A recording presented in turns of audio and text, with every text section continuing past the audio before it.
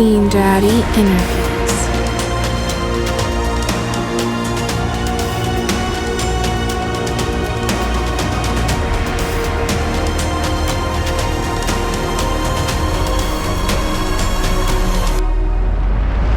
Welcome everyone to Scene Daddy Interviews. My name is Ian, and this is really cool because right now on the phone, live from Texas, we have Alx and we have Luke of New Haven. Guys, how are you doing today?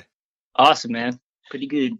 Very good to hear. Now, like I said, I want this to be a very open and honest show. It always has been, and I can't believe I got to tell everyone this is actually the second time now that we're doing this. After years of trying to get you guys on the show, we actually recorded a little over a week ago, and then the file got extremely corrupted. I've never seen anything like it before, so we're doing this again. So I just want to put it out there right now. I apologize, guys.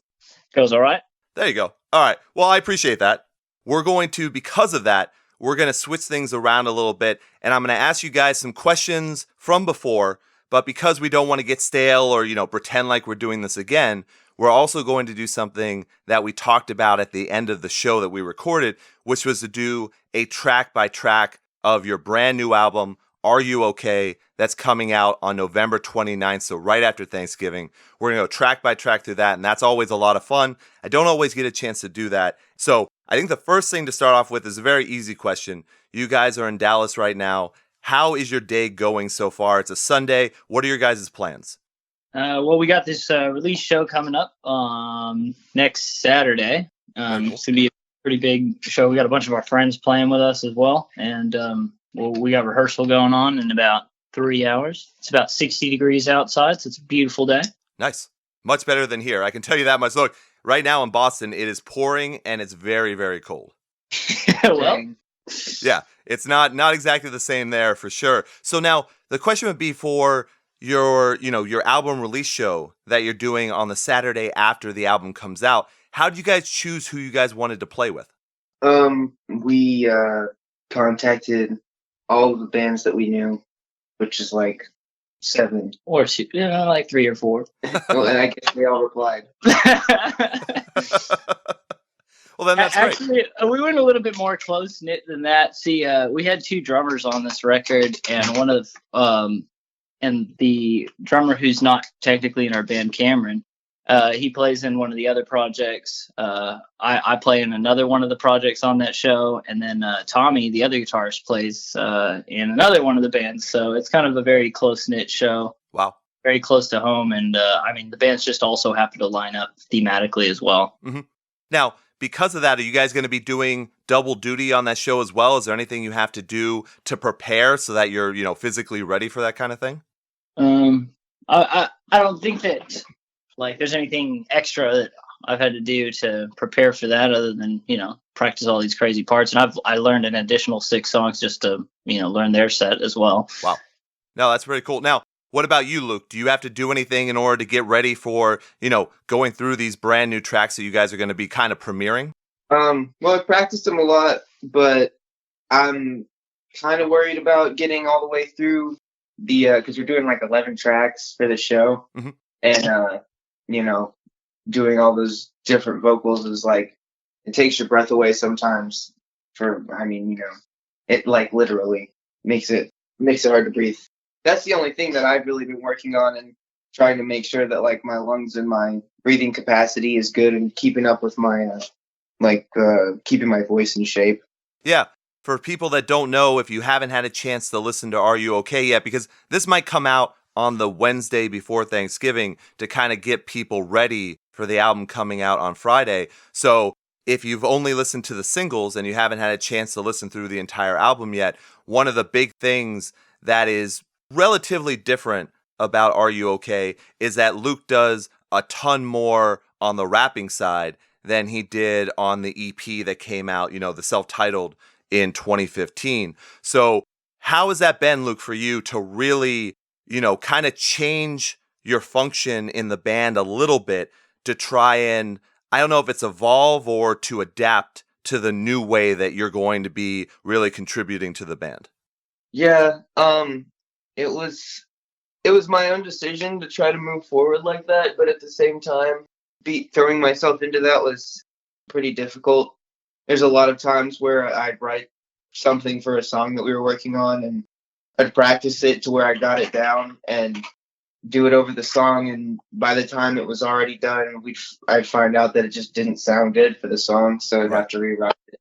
It happened a whole bunch of times, and yeah, just getting my voice used to switching between styles and all that. Now, for you, Alx, what did you really have to do differently, or did you have to do a lot different to try and mold into what RUOK ended up being?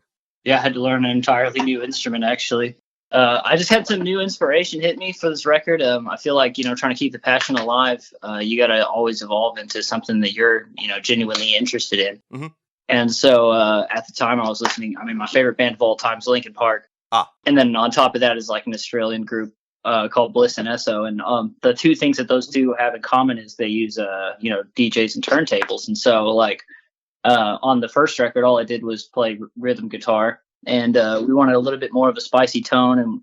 And we're delving into this new, hip hop era of our sound. And so we wanted to really, do that justice. And so I had to learn an entirely new instrument. And I went, straight from the basics and built all the way up. Wow. And then it came into what RUOK is now. Wow. I guess, one of the things that would be kind of interesting, I think, is to know, how did you learn, the turntables? Did you take a course? Did you self-teach yourself? Did you talk to someone who does it on a regular basis? Like, how'd you actually tune your ear to be able to do that? Oh, a little bit of all of that, other than, in terms of taking a course, YouTube has tutorials for literally everything. Right.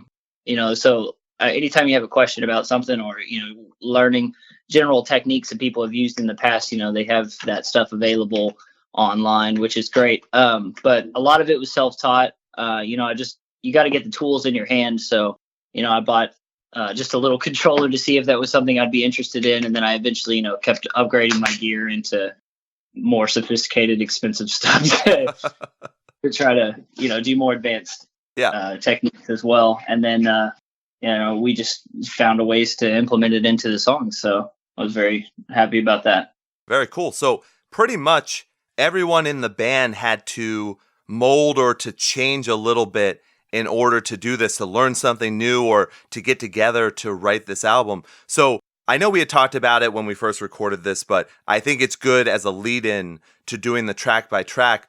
The self-titled came out in 2015. Now it's 2019, almost the end of 2019, and you've got RUOK coming out. How'd you guys end up getting together to write the album, to put all this together and make something that's so, very, very different from what you guys did before? So like the first project that we worked on, the EP, we were spending a lot of time over at Matt's house, and it was me and Matt that sort of started working on that together and brought everyone together to work on it. And I think there was a lot more like together writing on that EP. And then with this album, the first part of it was us kind of writing the lyrics and writing the structure of the song. And me and Alx did that at his old place whenever I was living with him. And then it sort of pieced it together because we just all didn't have the same amount of free time that we did. So we sort of got together whenever we could and built the songs like that. Right. You were doing lyrics and structure before you were actually doing music?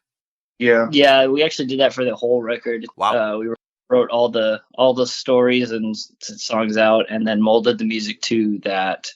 Wow. That's a lot different than a lot of different bands that I've talked to in the past. So that's actually... Yeah, I wouldn't recommend it at all. It's hard for sure. So if you were to, hopefully you continue writing in the future, if you did that, would that be something you definitely would not do again? No, we'd probably still end up doing it, but we tried to avoid it a little more. Okay. All right. Well, look, we're going to talk a little bit more, obviously, after this, but I am very excited. I think that was a good intro to doing the track by track for RUOK. And since I didn't get a chance to say this at the beginning of the show, I just want to mention to everybody, I am a huge fan of this album. I've had this on repeat over and over again. And then even after the initial recording of this show was done, I still continue to listen. And there are so many intricacies. There's so much going on with these 6 people getting together to make such a cohesive and weirdly flow through album. Like it's very, very interesting, and I find something new in it almost every time that I listen. So I'm very excited to do this. Like I said, I don't normally get to do this. So guys, are you ready to do the track by track? Absolutely. Awesome. All right, we're going to start with track 1, Welcome Home, Caved In. This song, I don't know, it started off as like we're trying to make it the first track of the album to sort of like, I don't know, like Introduce all the new themes. Introduce the new sound, but also like have something that still sounded like the EP. And so the first part of it we wrote sort of, it happens in movements. Yeah, it's really hard to explain. You know, it's like 3 kind of different songs that we took and stuck together that all sort of had like a similar message to them, and then had these choruses that tie it all together. I just wanted people to be able to listen to this track and know what was coming for the rest of the record, and not be hit from left field with any sort of crazy left turns, if you will, as they're listening to the rest of the record. And so like the first movement is like, oh yeah, here's kind of some stuff that we did in the EP. The chorus is just like a big key change to kind of throw everybody off. And then we introduce a bit more of like the hip hop elements as we move into the second verse, and then we kick it back and just kind of mellow it out as it goes into Dead. And actually that ending portion used to be, we wanted to call the song Alive and then go into Dead. And it was supposed to be like this transition of like metaphorically dying and then writing the song from that perspective in track 2, if you will. Because on this record, we wrote all the songs in their position. So like we knew Dead was going to be track 2. We knew Welcome Home was going to be track 1, and the rest of them. So we kind of wanted to set everything in order and have it make sense when you're listening to it from 1 to 13. Yeah, I mean, it's really an intro track. That's basically what it was meant to be, and what it was really written for, is to introduce everything that we're working on in the album, but still make it feel like it's like coming off or coming off where we left off from the EP. So that makes complete sense. I think it's very interesting to hear that kind of background. So you guys knew from the start, basically, that Welcome Home was going to be that first track. So you wrote it as kind of an intro track. But one of the big things that I want people to also know with these 13 tracks, there's no filler whatsoever. So even though you can consider it an intro track to the type of music you guys are going to be doing, or to New Haven 2.0, whatever you want to call it, it's not an intro track as in, oh, it's a minute long and it's an instrumental or anything like that. It's a full-blown track with multiple layers in it. And I like what you said about preparing the audience basically to this is what New Haven is.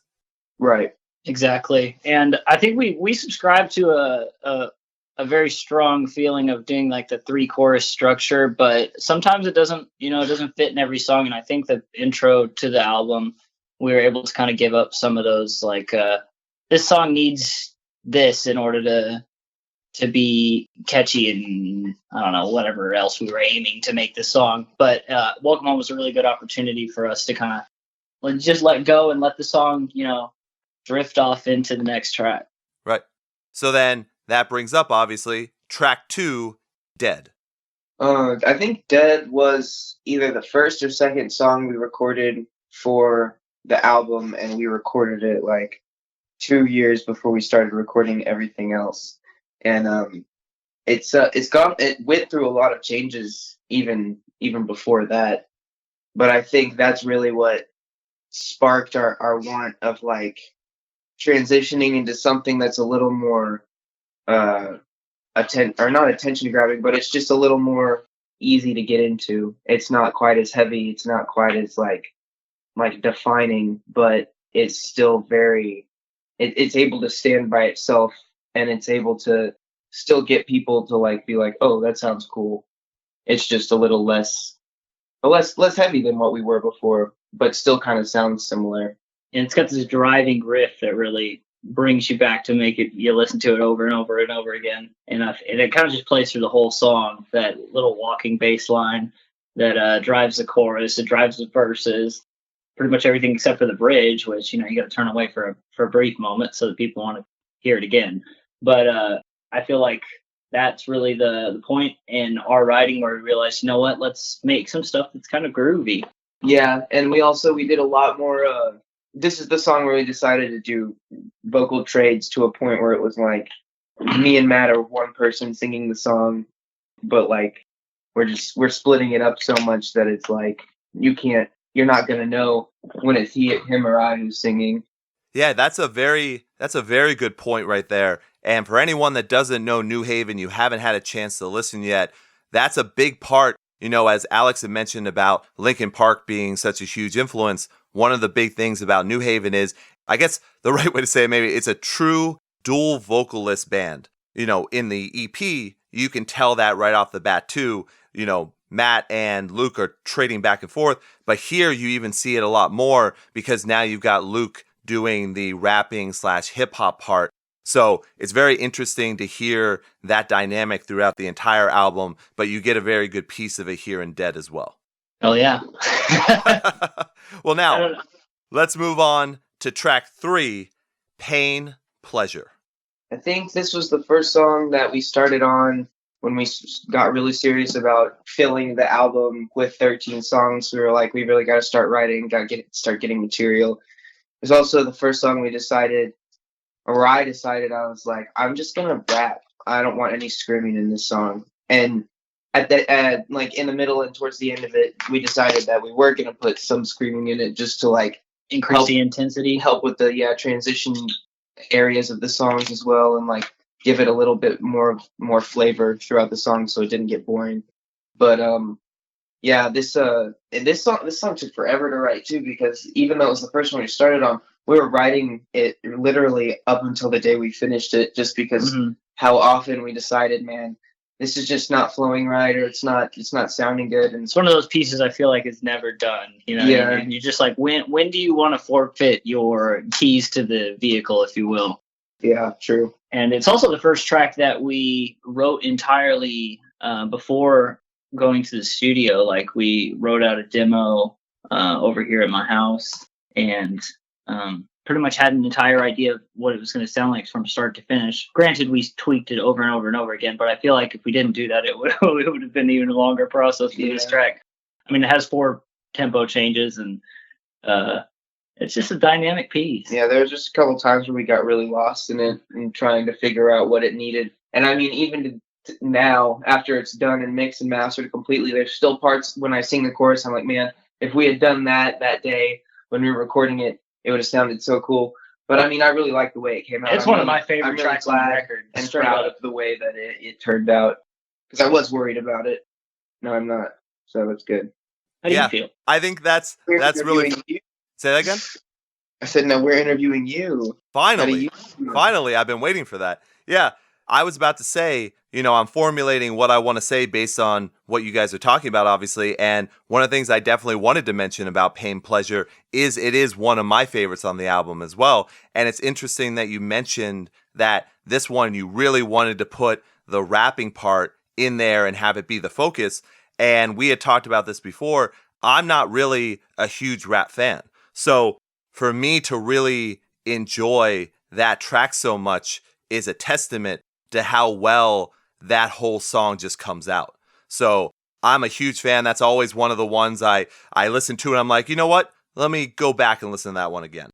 So, okay, I just want to add, you don't have to throw this on the record, but what about that track makes you want to turn it around and play it again?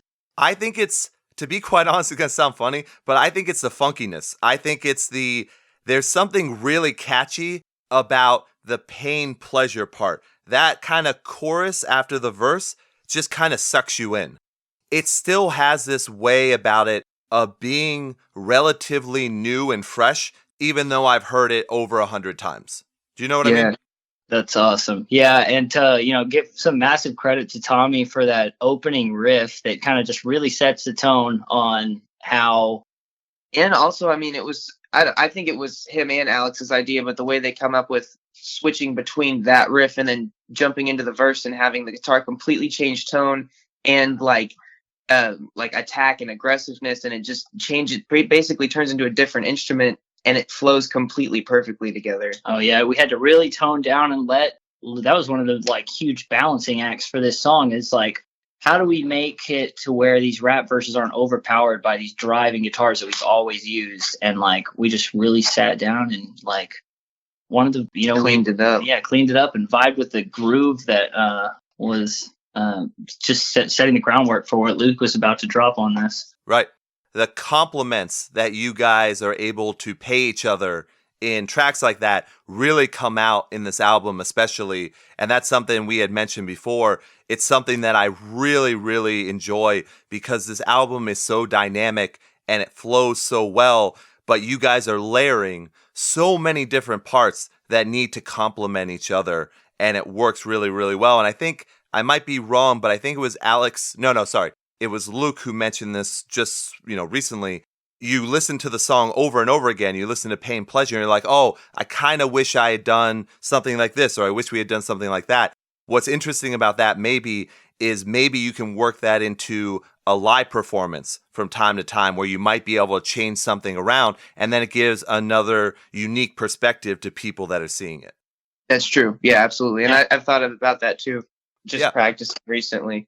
And we've been known to do that in the past for sure. Like the way that we play Prequel off the first album is way different than it comes off in the recording. And honestly, there's already changes to this song to the way that we play it live. Wow. With the ending and the drums and all that stuff. So it's definitely an ever evolving art. We just get bored of the way we play it, and then we're like, how can we make this more fun to play without like making it sound too different? Yeah, we want to pay homage to the people that do like the tracks, but we also like to keep it, interesting, keep people on their toes. Yeah, keep ourselves on our toes. I think that's the real fun part, or the interesting part about going to see live bands, is obviously you want to see or you want to hear what you hear on the album because that's what you fell in love with. But I think it gets a little bit boring sometimes to hear the crowd sing back the exact same song to you. If you're able to switch things around and make it a unique experience, I think it brings a little bit more. Absolutely. Oh, yeah. All right, guys. Well, let's go on. This is the first single. We've got track 4, Attention. Well, all right. So this song, the lyrics actually started off, we wrote this song before the EP or parts of it, right? So like there's always like little pieces of songs that get cut out and maybe moved around, and we're like, we'll use that again. Yeah. And this is one of those songs that we were writing at the same time we were writing Madame L'Amour. And honestly, let's see, after that first break part, it actually went into what is now the breakdown of Madame. And just this song has been evolving ever and ever since then. It used to be part of Madame L'Amour and broke off and became its own song. And I mean, this song is the one that's been around the longest, I think, for something that got on the album, because it's just of how many times it's been written on and evolved and turned into what it is.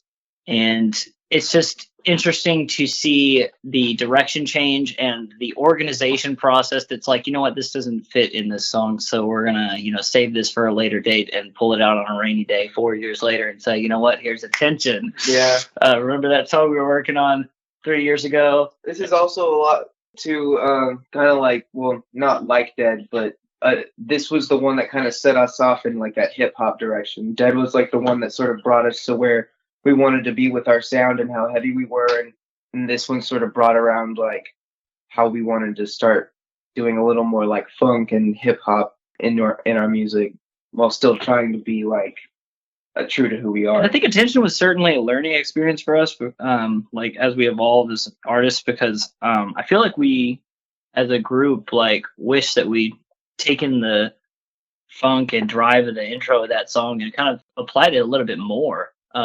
But the direction we ended up taking is very jammy, and it just flows through the whole song and gives you a couple different movements and then blows up in your face at the end. And it's just, classic New Haven. Absolutely. Now, is the reason for, when you look at Spotify, Madame Lamore is, at this time, it's the most popular song by New Haven.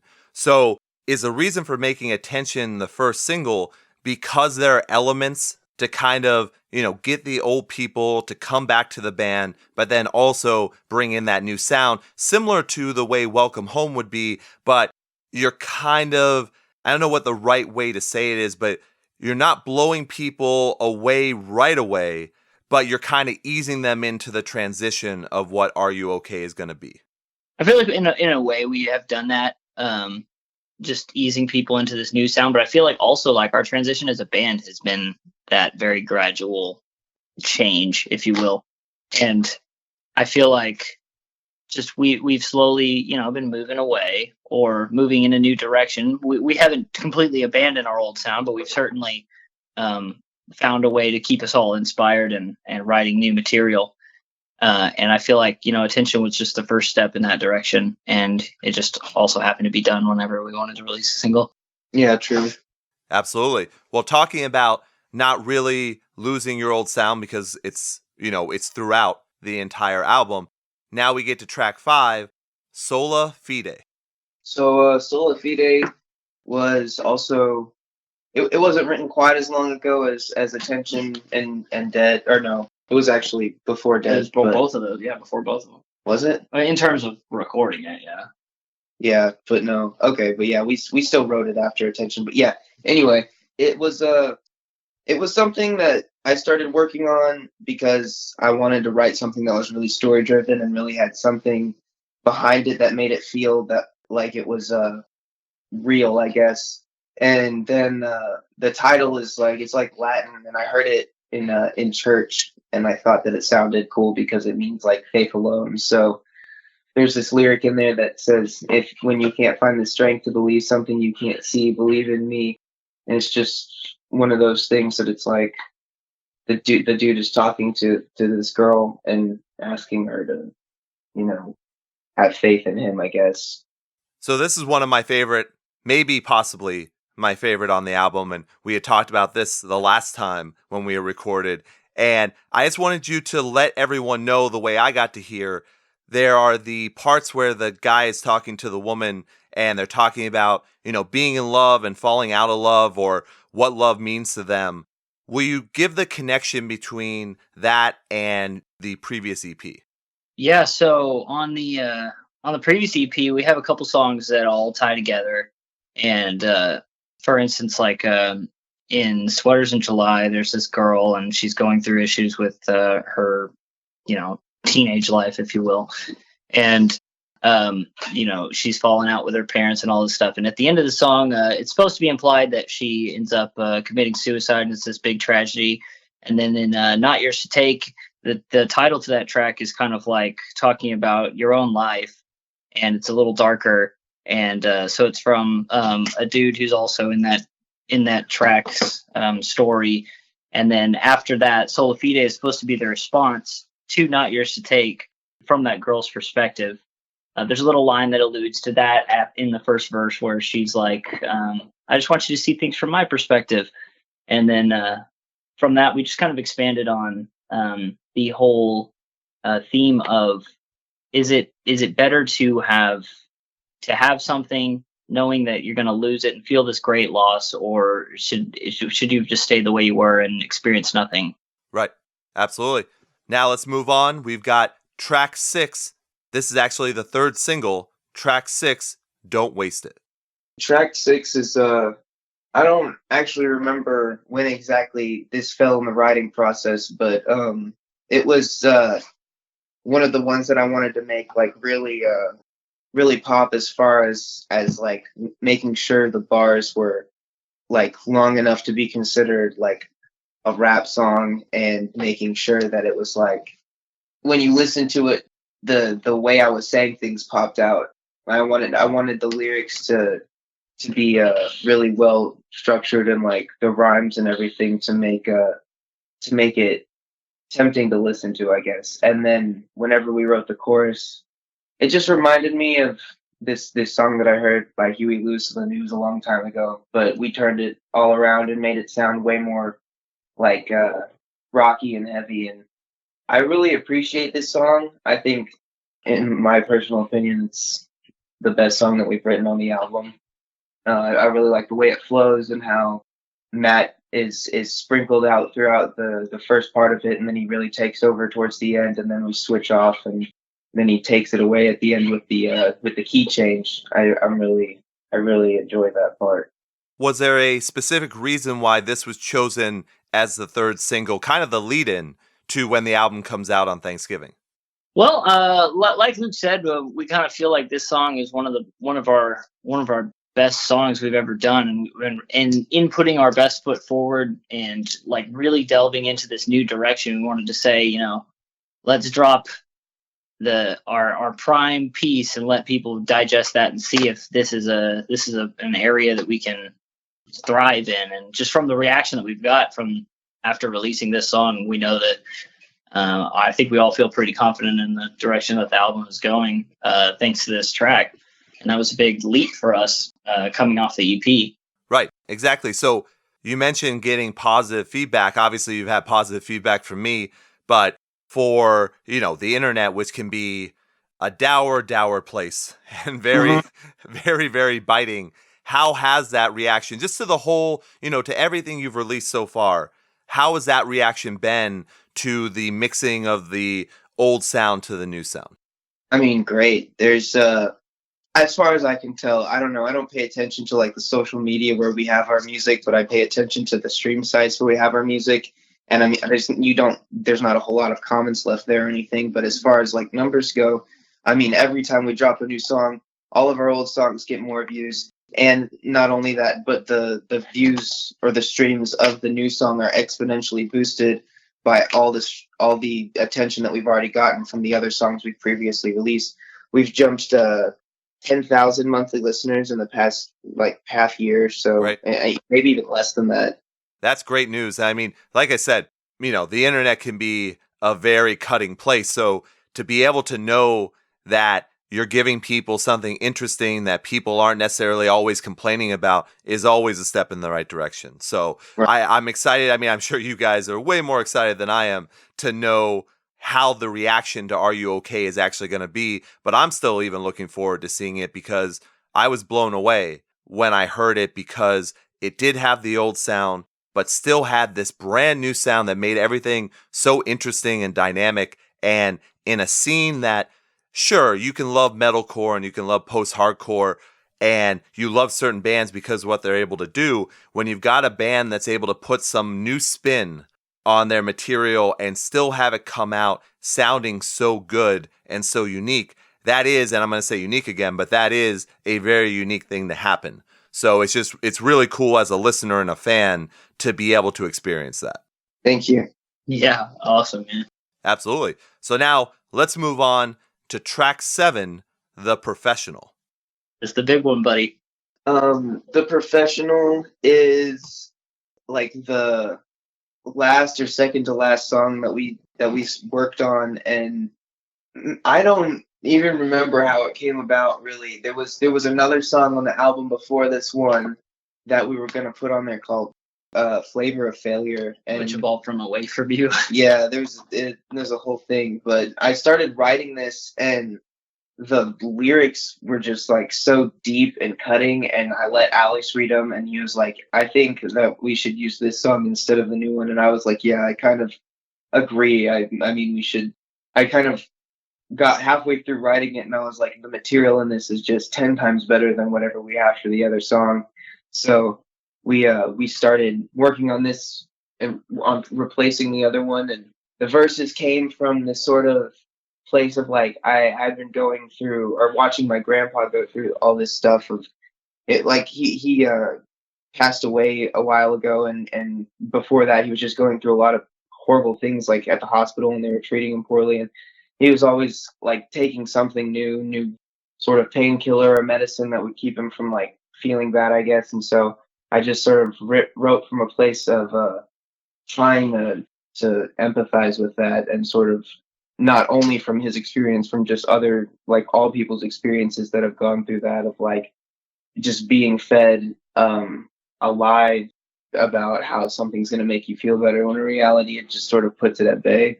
Well, first off, sorry to hear about your grandfather. That's always a really tough thing. And I know music is very cathartic, so I'm sure that actually helps to be able to sing through that, right? For sure. So now you had mentioned in your description there that there was a song previously that you were like, oh, well, this is 10 times better. Let's move on to this one. What happens, just as a general question, what happens to the tracks that you guys can't retool? Do you put them aside and wait till later and maybe in the future you'll be able to do something with them? Yes. So yeah, they're hiding in the back of our minds. I mean, attention, as we talked about earlier, is literally just that exact thing happening. Yeah. So maybe they'll come up. Maybe parts of them will, like little pieces of the riffs, or maybe some of the vocal lines will come out later. But kind of back on the professional itself, this is like one of the only. In fact, no, it is the only like sort of politically charged song on the record, where it talks about some real world issues within the pharmaceutical industry. Right. And of course, it's tied into our personal experiences as well. But I feel like there's a lot of connection that people can have there, just because of. I mean, there's just a lot of screwing on going on up there. Absolutely. In personal experiences, I've had to deal with that kind of stuff as well. Being kind of in the industry at times, I totally understand what you're talking about. So it's nice that people might have, even though it might be a negative thing, that they have a real world connection with a track like that to feed off of. Mm-hmm. All right, now moving on, we've got track 8, Stay Up One More Time. Whenever we started writing this, I wanted to write something that was like, sounded like The Weeknd, and we were just trying to come together and like put the sort of pieces together that we needed to make it sound as close to that as possible, while still like using all of our instruments. So this one went through a lot of changes too, but obviously at the end of it all, whenever we finish recording it and it's done and everything's in place, it sort of sounds a little more like a Daft Punk to me. I don't know why, but it's a great song. I really like the way the rap verses go. They're a little shorter. They're a little I wouldn't say that they make less sense, but there's not so much of a story connected to them as much as it's just like personal things that I'm sort of like I've written out and have thought in my head. And then the chorus is the part that went through the most changing, honestly. Because You presented that to me as a verse, and I was like, dude, we gotta repeat this. I think this also might be the longest chorus on the album in terms of lyrical. Yeah, just how long it takes to get through it too. Like because it's not slow sung, but it's every time it hits, it goes through it twice, and it always feels like it's not too long, but it always feels like it's playing for a good amount of time. It's not something that it's like sometimes you hear a chorus and you're like, man, that was really short. And I wish there was more of that, but I feel like One More Time really satiates that. And that's kind of, like I mentioned earlier, we do subscribe to like a 3-chorus structure, but this song only does it twice, and a little bit of a hint at some of that pre-chorus stuff later on in the ending there. But yeah, for sure. So now let's move on to probably one of, or if not, the most different track on the album. We're going to go to track 9, Paradise. This one started with like Alx and Matt a long time ago. Mm-hmm. And didn't really sound anything like the way it does now. No, it was called the jazz song. And it was it was gonna be like some Frank Sinatra inspired stuff with like a like driving it. It was definitely gonna be closer related to like the way Dead sounds. Yeah, Dead for sure. And then we were gonna take it and spin it off in the old New Haven way, but that song kind of got dropped for a very long time in our whole album writing process. And of course, it was kept its slot on track 9 as we, kind of worked around it and worked in every other piece. But we eventually came back to it.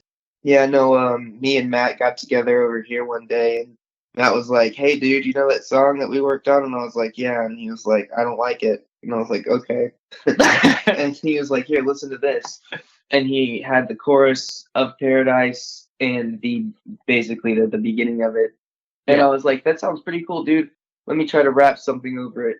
So I started rapping, and I was like, man, everything I just said sounded stupid. So I was like, let me write something. and we sat down and wrote it out, and it took like 30 minutes to write the whole song, and then we got together and put the instruments to it, and that probably took like 2 sessions. This is the song this song completely flowed out of everybody. It finished itself, man. That's why this is another one on the album that could be, in my opinion, considered one of the best works we've ever done, just because of how smoothly and easily it came together, and how like every idea we spit during the sessions when we were working together sort of just built off of each other. None of them ever really fell to the wayside. We were just like, oh, hey, let's do this, and then, oh, if we do that, well, then let's do this after it. And that's how like the little instrumental part in the middle of all the chord, or like right after all the choruses came to be too, because we were like, we need something that separates it and has a good transition, but still like is different and kind of like breaks away from the song a little bit. So it all sort of came together like that, and that's how Paradise was. Oh, okay. All right, that is very interesting once again. So what I picked up on there too is when you talk about rapping over a beat or rapping over the track and then having to go back and write instead, what would you say the balance is between all the tracks on Are You Okay? Would you say you had to write out most, or were you able to just rap over a beat and what came to your mind worked? Most of it is written, but there's several of them, or like several lines, or like pieces where I sat there after I'd written something, and then I was listening to a beat that I was just practicing learning and rapping over, because even when I write something, I have to practice, and like I have to say it 3 or 4 times before it's like cemented in my brain.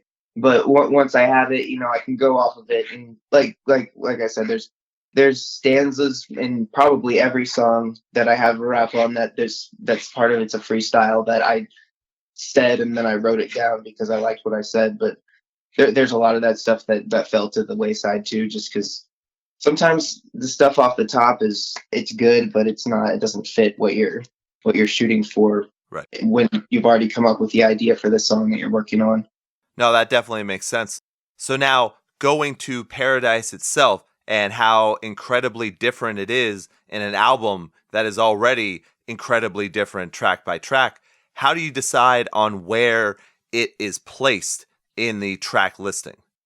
So, I don't know. I don't know. Yeah, exactly, man. It's just, well, I want to say that it's no more than that's where I felt like it'd be good, but I don't know, one more time just kind of sets it up too.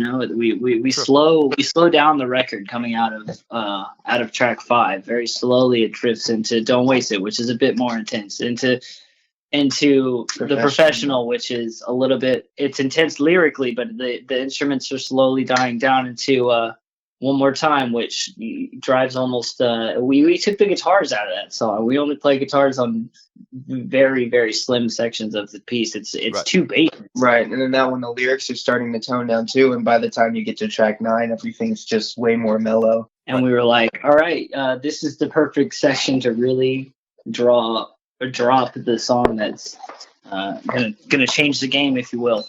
And then after that we get into track 10, and it's a different one. I like to think that the whole album is sort of like this, like it starts kind of like high energy. I guess the intro is not super high energy, it kind of is, but then it's like Dead and Pain Pleasure and Attention, climbing, and then Sola Fide, and then it kind of slowly starts dropping after that, and then right after track 9 it goes to 10, which is like a super punchy and heavy song, and after it does that decline, it just this instant jump up, and then right after that jump up it starts to slowly decline again, because after 10 is Madam's Malediction, and then you got Waves, which doesn't have any rapping or screaming in it at all, and then Broken after that, which I think Broken is a way more laid back song than Dead, and sort of Right. It's but yeah, it's weird how the album does that.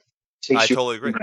Yeah, I totally agree, and it kind of shows once again of how much thought you guys are putting into the flow of an album that is so dynamic. So that's very cool for people to be able to hear. So let's go from Paradise now to track 10, The One Who Died. Right. I think that Tommy was the one who started this one off. He came up. This was actually one of the few ones where we had the instrumental already set up, and I sort of listened to what he had, and I started spitballing ideas, and we came up with the started out Dead chorus, where I come in straight up screaming, and I guess it's not even a chorus. It's just like sort of like a chanty verse, and then Matt comes in with the chorus, and it's kind of funny because that part was actually written by Matt's fiance.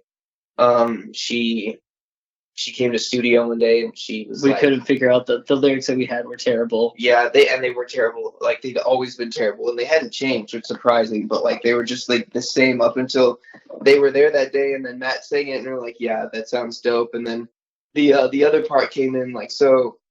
He sang that, and I was like, "What if we like split that up in between every line he does?" So like he sings it at half the speed he's singing it at, and I come in with like some like sing scream lines behind him that sort of like pushes the chorus forward, and that's how that came about. And then about like halfway through the song, I think we were getting to a point where we were trying to make things too complicated. Mm-hmm. And so like in the bridge, we were like, dude, let's literally just do a bass slide and like have like this and like have this like sort of march sounding thing. And then right when we played it through 2 measures, just come right back in with the first verse again. And then after that, it's just the guitar solo. And the guitar solo is all the complicatedness the song really needs. It's great. I love the guitar solo in this song. And you know, Tommy needs a moment to shine every now and then. So this was his real, like, this moment in the spotlight for the record. And after that kind of just brings in what is my favorite transition on the album. Yeah, and I think that's a great transition right there. Let's go to track 11, Malediction. Malediction was started out as the idea of the Madame Lemor's like sequel song. There's supposed to be like a continuation in the story from prequel to Madame Lemore to this Malediction. It was built a little bit off of the success of that song, and like, you know, let's build something. You know, we have all these fans that like this track. Let's make sure that they have something to listen to on the new record. This song has had the same title throughout the whole working period of it and has been stripped and rebuilt like 3 times. Mm-hmm. I hated this song. It's a hard task to accomplish to do a sequel of something that was. And I mean, like we wrote this song and we were like, this is great, and then we came back to it and we were like, this is terrible, and then we were like, we rewrote it and we were like, okay, this is great. This is great. Came back to it, no, this sucks.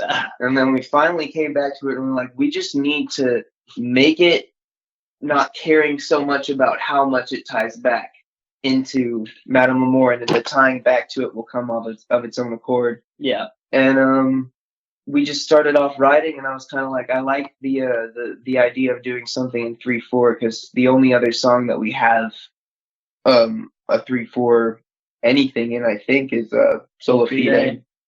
So I wanted to start it off, and I think it actually might have been Alex's idea to do that, but I thought it sounded good, so we started off like that, and then the idea for the chorus was sort of like, at least my inspiration was the song Jenny by Nothing More.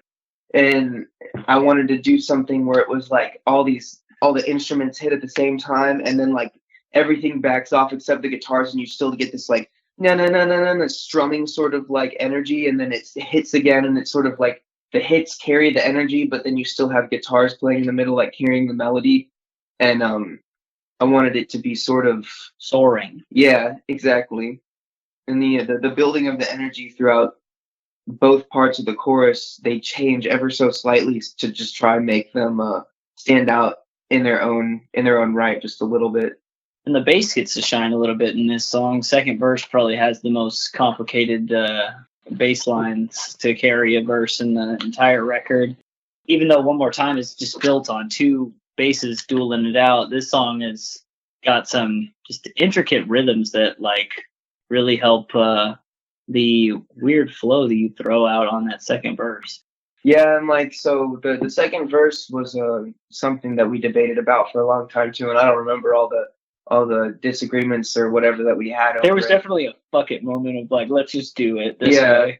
And like we basically just went with the idea that we had and just made it as good as possible. And I don't know why I decided to sing the first part of this. I mean, it sounds good. I don't remember what it was that was like, yeah, no, we should put me right here and then put Matt in right after me.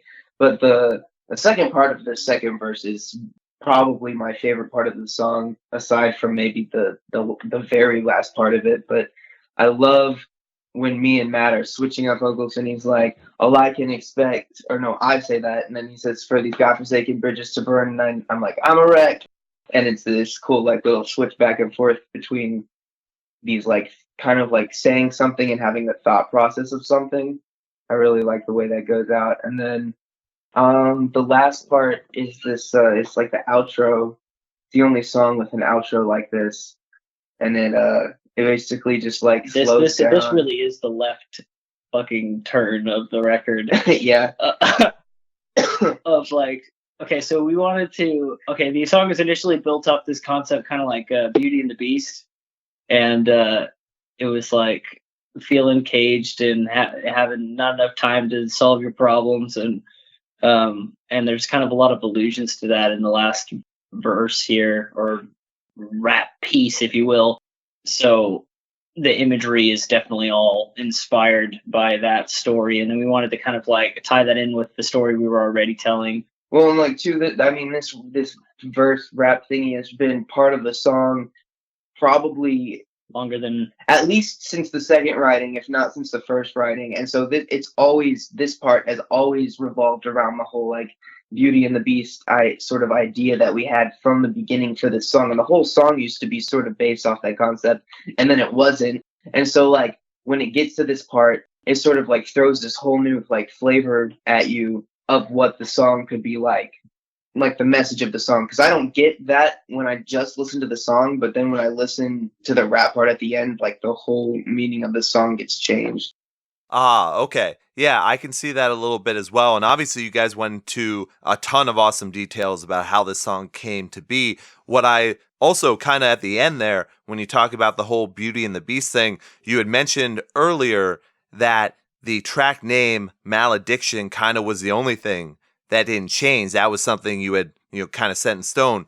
Was that tied in to the Beauty and the Beast thing with the whole kind of magical bringing on or conjuring a curse, that type of thing? Yeah, absolutely. exactly. And so actually, the song title did change a little bit. It used to be Madamus Malediction. We thought it was a bit lame, I guess, to be that elusive to a sequel, but Sure. So we just left the Malediction, which obviously just translates to curse. Yeah.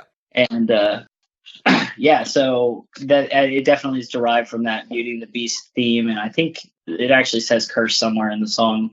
Very cool. Well, let's now move on. You go from that outro of Malediction to now track 12, Waves. Waves is another old one that we like had, and it's been an idea for a long time and in the works. We almost named the album Waves a long time ago. Yeah, it was a working title of the album. There was a lot of those too, but yeah, no. So like, I don't know. This is one of those ones where it's like I don't even remember how it used to go. I don't remember half of the stuff that used to be in this song, but I remember writing the first verse for this song, thinking about like doing things that like aren't necessarily good for you, and like when people try to reach out to help you that know you or are like close to you, you're just like, you try to keep them out and box them away or whatever. And so I don't know, whenever I wrote it, I thought about like, it's kind of pop punk. It sounds pop punky whenever you like when it first hits, and like the way Matt sings it.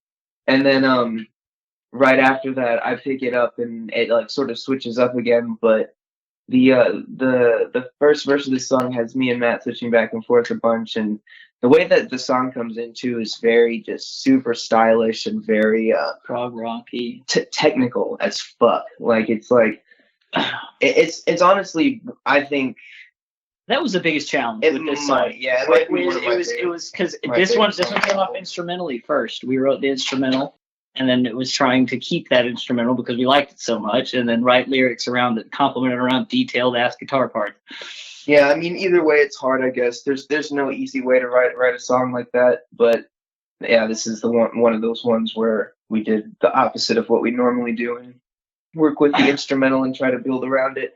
I think the one part of this song that really did come easy was writing the new chorus over the chorus that Tommy had written for the part, or for his guitar part, because the melody literally lines up with the the guitar part. It goes da da da da da da, and then it like rolls off of that. But that's one of the most standing out choruses on the album. I think it really